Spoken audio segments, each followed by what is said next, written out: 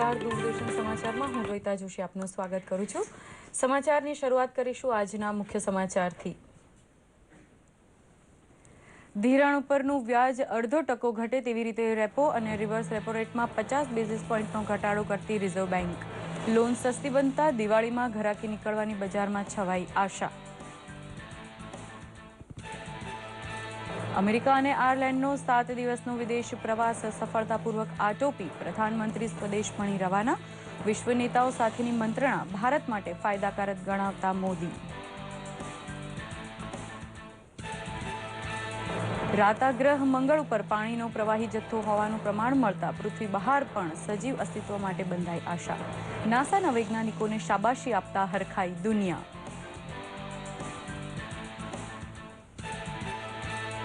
Post ઓફિસે mobile ફોનનું વેચાણ શરૂ કરી ડિજિટલ ઇન્ડિયાને સફળ બનાવવા કરી પહેલ।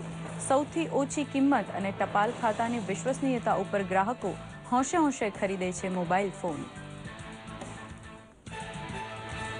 મહેસાણા ખાતે લશ્કરી ભરતી મેળો ખુલ્લો મૂકતા ખડતલ યુવાનોએ છલકાવી દીધું મેદાન। લશ્કરની નોકરી પ્રત્યે ગુજરાતી યુવાનોમાં વધેલા આકર્ષણનું સાક્ષી બન્યું મહેસાણા।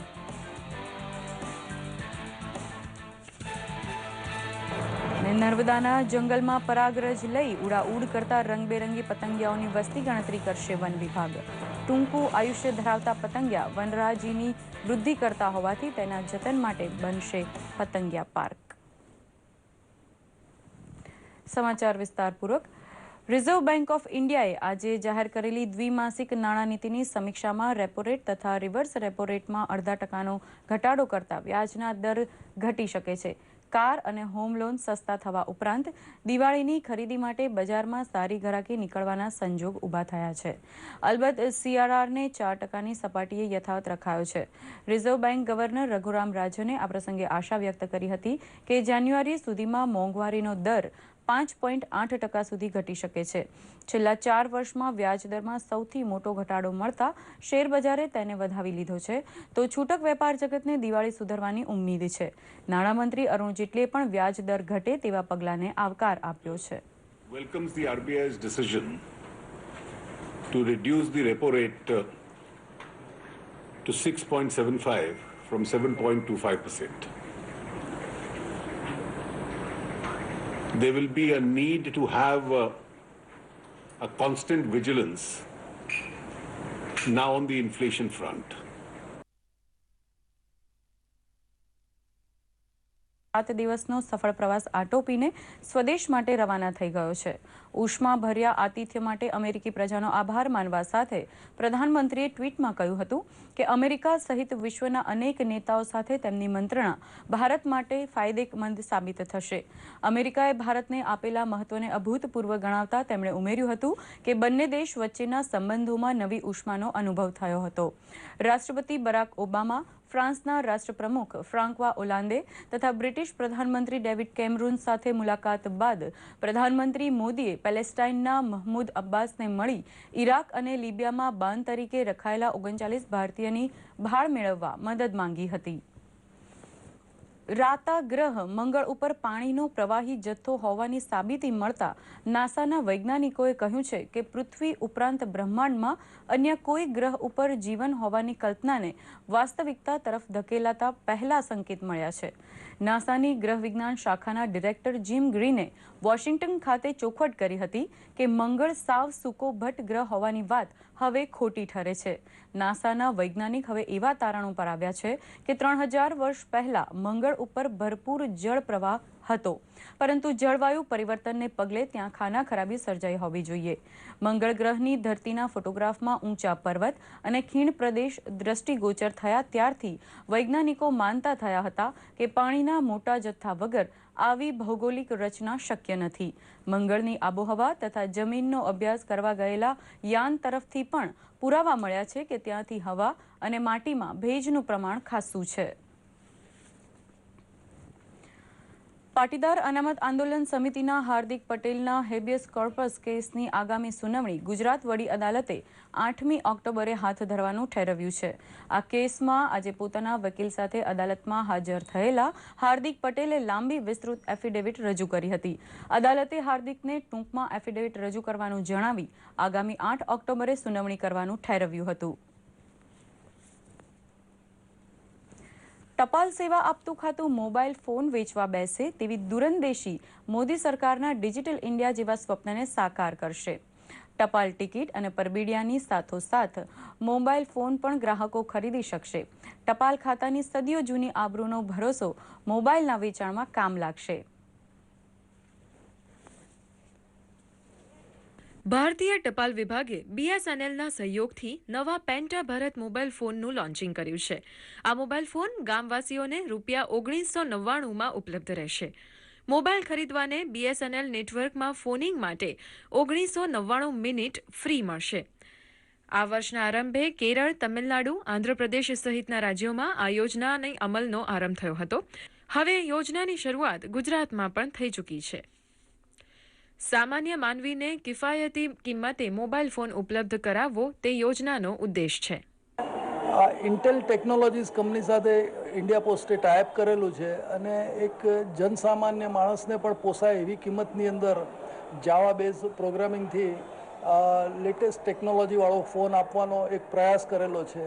ઉદ્દેશ એક જ છે કે દેશની સામાન્યમાં સામાન્ય પ્રજા સુધી મોબાઈલનો વપરાશ થાય અને એ રીતનો ડિપાર્ટમેન્ટને પણ આમાં આર્થિક ફાયદો થાય છે અને પબ્લિકને પણ સારામાં સારો ફાયદો થાય. યોજના અંતર્ગત સામાન્ય માનવી પોસ્ટ ઓફિસ સ્ટોરમાંથી મોબાઈલ ફોન ખરીદી શકે છે. રાજ્યના 38 જિલ્લાની મુખ્ય પોસ્ટ ઓફિસમાં પોસ્ટ શોપી નામે ઓળખાતા આ સ્ટોર આવેલા છે. સ્માર્ટફોનની તમામ સુવિધા ધરાવતા આ ફોન ગ્રાહકોને પણ ખૂબ જ પસંદ આવ્યા છે. અને મેં પોસ્ટ ઓફિસમાંથી એક આ પેન્ટા મોબાઈલ ખરીદ્યો છે. એ બહુ સરસ અને સારી ટેકનોલોજીથી સભર છે. હકીકતમાં તો આ ફોન આમ પબ્લિક માટે બહુ સરસ અને સારો કહેવાય. આ પોસ્ટ ઓફિસ અમદાવાદ GPOમાંથી આ ફોન 1999 રૂપિયામાં ખરીદ્યો છે. મને વાપરવામાં ખૂબ જ સરળતા રહે છે. વત્તા આમાં ડબલ સિમ એટલે કે બંને સિમ કાર્ડને આપણે ઉપયોગ કરી શકીએ છીએ. પ્લસ આમાં કીપેડવાળું હોવાથી મારે આસાનીથી આનો ઉપયોગ કરવામાં બહુ કોઈ તકલીફ પડતી નથી અને મને આ ફોન ખૂબ જ ગમે છે અને બહુ સારો છે. ટપાલ વિભાગે બેન્કિંગ સેવાઓથી આગળ વધીને હવે ફોન અને સ્ટેશનરીની સામગ્રીની વેચાણ કામગીરીનો પણ આરંભ કર્યો છે. દૂરદર્શન સમાચાર, અમદાવાદ. મહેસાણા ખાતે આજથી લશ્કરી ભરતી મેળાનો પ્રારંભ થયો છે. 23 દિવસ સુધી ચાલનારા આ ભરતી મેળામાં રાજ્યભરના ઉમેદવારો પોતાની શારીરિક ક્ષમતાનો પરચો બતાવશે. ઓનલાઈન અરજી સાથેનો આ પહેલો ભરતી મેળો છે. વલસાડ, તાપી, ડાંગ, નવસારી, ભરૂચ, સુરત, નર્મદા, દમણ અને દાદરાનગર હવેલીના ઉમેદવારોએ પહેલા દિવસે શારીરિક કસોટી આપી હતી. આ ભરતી મેળામાં ભાગ લેનાર ઉમેદવારો માટે ફક્ત રહેવા માટેની તથા જમવાની સગવડ કરવામાં આવી છે. આ લશ્કરી ભરતી મેળામાં soldier general duty, soldier general duty ST, soldier technical soldier clerk, storekeeper technical soldier tradesman અને હાઉસકીપરની જગ્યાઓ માટે ભરતી કરવામાં આવી રહી છે. સારી સુવિધા મળેલી છે અને અહીંયા અમે ઇન્ડિયન આર્મીની ભરતીમાં આવેલા છે. તો અમે સારી સુવિધા છે અને સ્ટાફ બી સારો છે અને સરસ મજાનું આયોજન કરેલું છે. ફોર્મ ભર્યા પછી અમે લોકો કોલ લેટર કાઢેલા. તો આ મહેસાણા ખાતે જે ભરતી ચાલી હતી એમાં અમે લોકો ભાગ લીધેલા છે. તો અમે લોકો પાસ થઈ ગયા છે આ ભરતી માટે. સવારમાં 4-5 વાગે ઉઠીને પેલા દौड़ाना तैयारी करी हम लोग फिजिकल એટલે मेंटेन કરી લીધી थी. मैंने आर्मी में भर्ती होने के लिए बहुत मेहनत की थी. एक टोटी की वजह से मैंने निकल गया.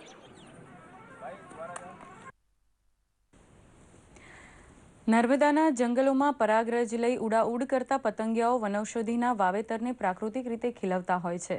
તેથી હવે પતંગિયાઓની વસ્તી ગણતરી કરવાની કોશિશ જંગલ ખાતું કરવાનું છે. ખૂબ ટૂંકું આયુષ્ય ધરાવતા પતંગિયાની અનેક જાતિ પ્રજાતિ ગાઢ જંગલોમાં હંમેશા જોવા મળતી આવી છે. પરંતુ માણસ કે પશુ પક્ષીની માફક તેમની વસ્તી ગણતરી કરવાનો આ પહેલો પ્રયાસ હશે. પતંગિયા ગણવા માટે ગુજરાતભરમાંથી ફોટોગ્રાફરને તેડાવી નર્મદાના જંગલોમાં વસતા પતંગિયાને કેમેરા કેમેરામાં કેદ કરવાની કામગીરી તેમને સોંપાશે. વાઇલ્ડ લાઇફ પ્રાધ્યાપક આદિલ કાઝીએ અભિપ્રાય આપ્યો છે કે નર્મદામાં પતંગિયા પાર્ક બનાવી શકાય તેટલું વૈવિધ્ય છે. તો Rajpipla range forest officer Arunkumar Chaudhary કહે છે કે ઇકો ટુરિઝમને વેગ આપવા નર્મદા જિલ્લો આદર્શ વન પ્રદેશ ધરાવે છે.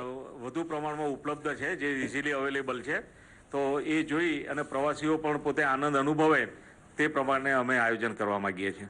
ઘણી બધી ટુરિઝમ સાઇટ્સ છે કે જ્યાં પતંગિયાના કારણે જ એટલા બધા ફોટોગ્રાફર્સ જે એમાં પતંગિયામાં રસ ધરાવતા લોકો છે એ લોકો આવે છે. એટલે વન વિભાગને આને લાંબા ગાળે બહુ મોટો ફાયદો થવાનો છે. અમારા તરફથી જે અમે રેકમેન્ડ કરીએ છીએ એ તો એ છે કે એક પતંગિયાનો પાર્ક હોવો જોઈએ અને એમાં અમે એક બટરફ્લાય મારી પાસે એક છે જેમાં લિસ્ટ કરેલા છે પ્લાન્ટ્સ.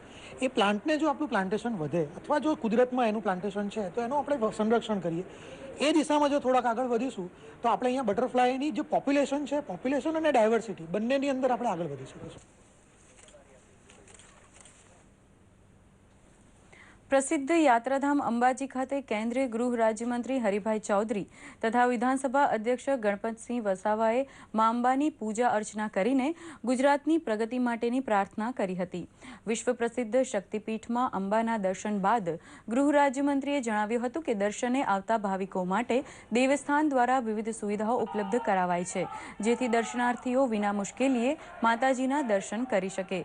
વિધાનસભા અધ્યક્ષ ગણપતસિંહ વસાવાએ જણાવ્યું હતું કે 51 શક્તિપીઠોમાં અંબાજી કરોડો ભક્તો માટેનું આસ્થાનું શ્રદ્ધા કેન્દ્ર છે. તેમણે અંબાજી મેળાના સુચારુ આયોજન માટે જિલ્લા વહીવટીતંત્ર તેમજ અંબાજી દેવસ્થાન ટ્રસ્ટને અભિનંદન પણ પાઠવ્યા હતા. હવે જોઈએ કેટલાક મહત્વના સમાચારો સંક્ષિપ્તમાં.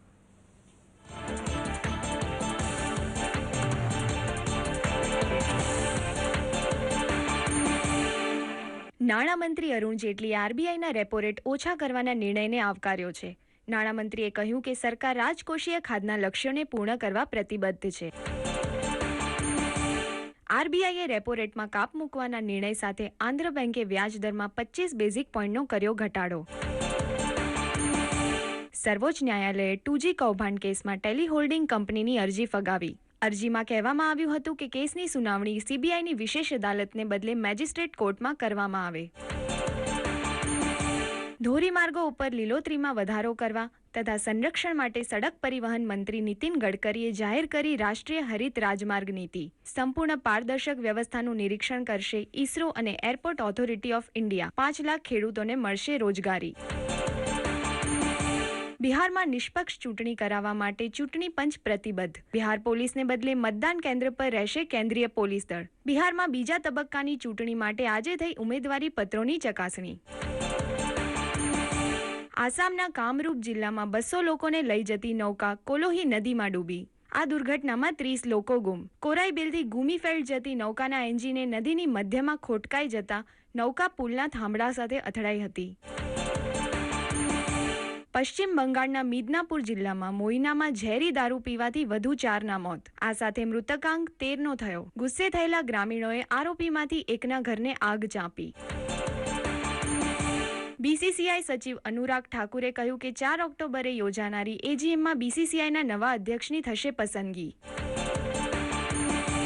ભારત અને દક્ષિણ આફ્રિકા વચ્ચે દિલ્હીના પાલમ સ્ટેડિયમમાં રમાયેલી અભ્યાસ મેચમાં ભારતે દક્ષિણ આફ્રિકાને 8 રને હરાવ્યું. દક્ષિણ આફ્રિકાએ ઇન્ડિયા એ ટીમને 190 રનનો લક્ષ્યાંક આપ્યો હતો. આરબીઆઈએ જાહેર કરેલી મૌદ્રિક સમીક્ષા નીતિથી બજારને મળ્યો સહારો. સવારે સુસ્તીમાં રહેલા સેન્સેક્સે 161.82 અંકની છલાંગ લગાવી 25,778ની સપાટીએ રહ્યો બંધ. નિફ્ટી 47 અંક વધીને 7,843ની સપાટીને સ્પર્શ્યો. બોલિવૂડના લિજેન્ડ કોમેડિયન મહેમૂદની આજે 83મી જન્મજયંતિ. કુંવારા બાપ, ગુમનામ, પડોસન જેવી ફિલ્મોમાં યાદગાર રહ્યો અભિનય. ટ્રેજેડી અને કોમેડી હતી મહેમૂદની ખાસિયત.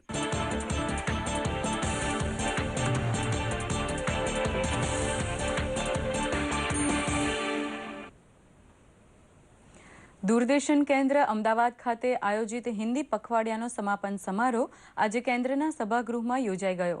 કેન્દ્રના વડા A.K. ગુપ્તા, કાર્યક્રમ વિભાગના વડા રૂપા મહેતા સહિત વરિષ્ઠ અધિકારીઓ ઉપસ્થિત રહ્યા હતા.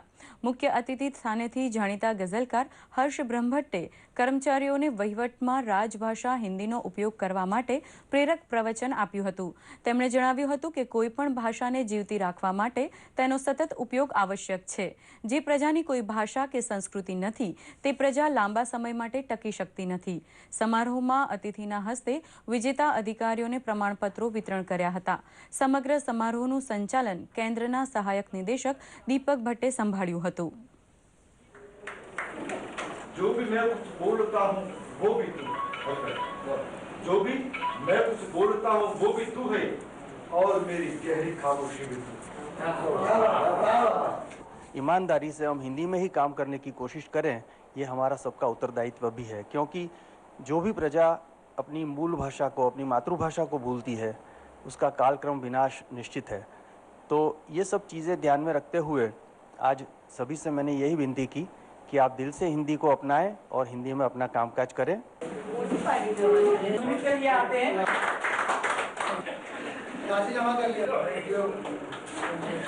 દરેક ક્ષેત્રમાં આગે કદમ કરે તેવા રાજ્ય સરકારના અભિગમને સાકાર કરવા ગીર સોમનાથ જિલ્લાના વેરાવળ ખાતે મહિલા ક્રિકેટ ટુર્નામેન્ટ આયોજિત કરવામાં આવી હતી.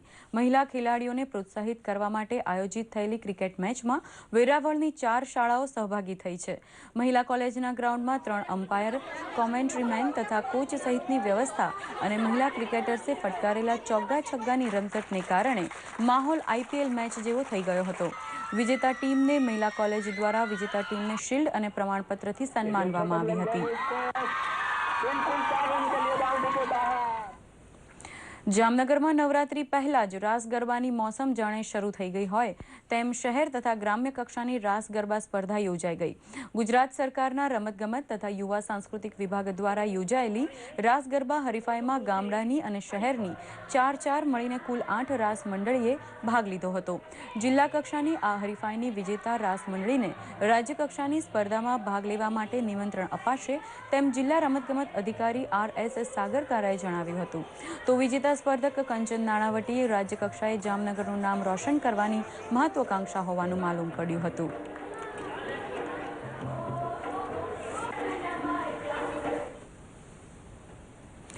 આ સાથે જ આ સમાચાર બુલેટિન અહીં સંપન્ન કરીએ છીએ. નમસ્કાર.